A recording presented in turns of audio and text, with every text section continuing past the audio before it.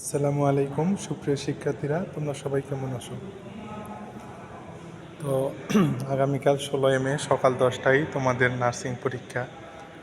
তো এই রাতে তোমরা আগে যা যা পড়েছো সব কিছু আবার রিভিশন দাও, আর নতুন করে কিছু পড়ার দরকার নেই। তো নার্সিং অন্যকে এখন বিভিন্ন গ্রুপে প্রশ্ন করতেছে যে ভাই নার্সিং পরীক্ষা কী কী নিয়ে যাব, অ্যাডমিট কার্ড নিয়ে যাব না নিয়ে যাব না, এই রেজিস্ট্রেশন কার্ড লাগবে, এসএসসি এগুলো লাগবে কি না লাগবে না। আমি তোমাকে ক্লিয়ার করে দেই যে গতকাল যে নার্সিং পরীক্ষায় কী কী নিয়ে যাওয়া লাগবে পরীক্ষার বিষয়ে যাবতীয় একটা নোটিশ দিয়েছে। সেখানে বলা হয়েছে যে শুধু অ্যাডমিট কার্ড নিয়ে আসলেই হবে, আর কিছু লাগবে না। আর দুটা কলম নেবা, বলপেন কলম।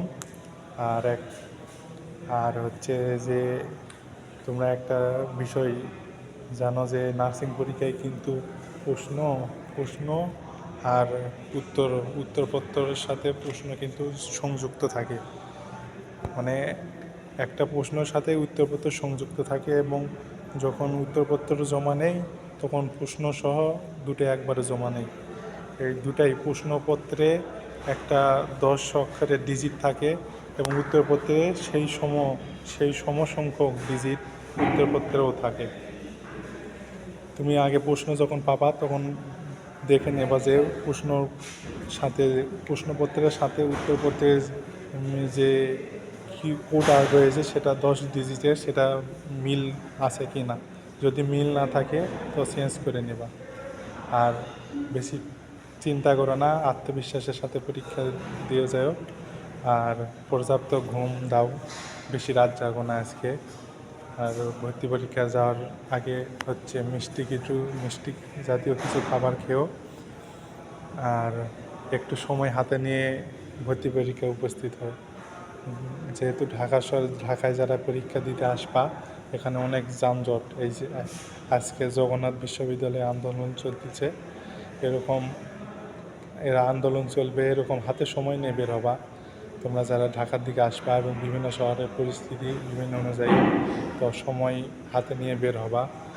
আর পরীক্ষার প্রবেশের সর্বনিম্ন যে সময় দিয়েছে সেটা হচ্ছে 9টা 30 মিনিট। তার মধ্যে তোমরা সবাই পরীক্ষার হলে প্রবেশ করবা। তো ভয় পেয়ে না, আত্মবিশ্বাসের সাথে পরীক্ষা দিতে যাবা।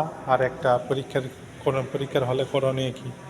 পরীক্ষার হলে তুমি প্রথমে 3টা স্টেপে, তোমাকে আগেই বলেছি পরীক্ষার প্রশ্ন প্যাটার্ন 3টা স্টেপ ভাগ করবা। দেখবা আর দাগাবা এরকম স্টেপ। 2 নম্বর, আর যেগুলো পারবা না একটা টিক চিহ্ন। প্রথম দেখাতে যেগুলো পারবা না একটা টিক চিহ্ন, আর বেশি কঠিন লাগবে সেগুলো 2টা টিক চিহ্ন দিবে। যে 1 নম্বর ES1 মানে ES1 ES2 ES3 মানে 3 পার্টে ভাগ করবা। ES1-এ যেগুলো দেখা মাত্র পারবা সেগুলো দাগালা। ES2-তে ES2-তে তোমরা যে এক চিহ্ন দিয়েছিলাম, মানে এটা এখন একটু মনে পড়তেছে না, একটু পরে মনে পড়বে। এই ধরনের প্রশ্ন ES2-তে দাগাবা। ES2-তে দাগানোর পরে যে বাকি সময় থাকবে সব ES3-তে দাগাবা, এবং তুমি ম্যাক্সিমাম সব প্রশ্ন দাগাবা। সব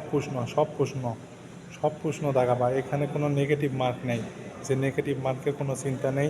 100টাই তুমি দাগাবা। তবে তুমি শিওরলি তুমি দেখবা আর দাগাবা, কিন্তু কোনো প্রশ্নের সময় যে নষ্ট হয় এরকম প্রশ্ন স্কিপ করে যাবা, পরে দাগাবা। যেগুলো দেখবা যে প্রশ্ন কঠিন মনে হচ্ছে সেগুলি স্কিপ যদি না করো, দেখবা ঘাবড়ায় যাবা। একবার যদি ঘাবড়ায় যাও তোমার ভর্তি পরীক্ষা শেষ, তুমি আর উঠতে পারবো না।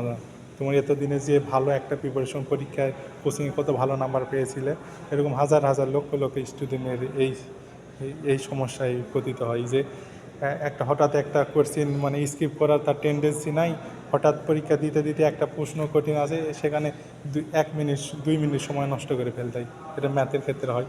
তো পরে প্রশ্ন ঘাবড়ায় একবার গেলে আর পরে আর মেইনটেন করতে পারে না পরীক্ষার সময়। তো এই জন্য তার অনেকের পরীক্ষা খারাপ হয়।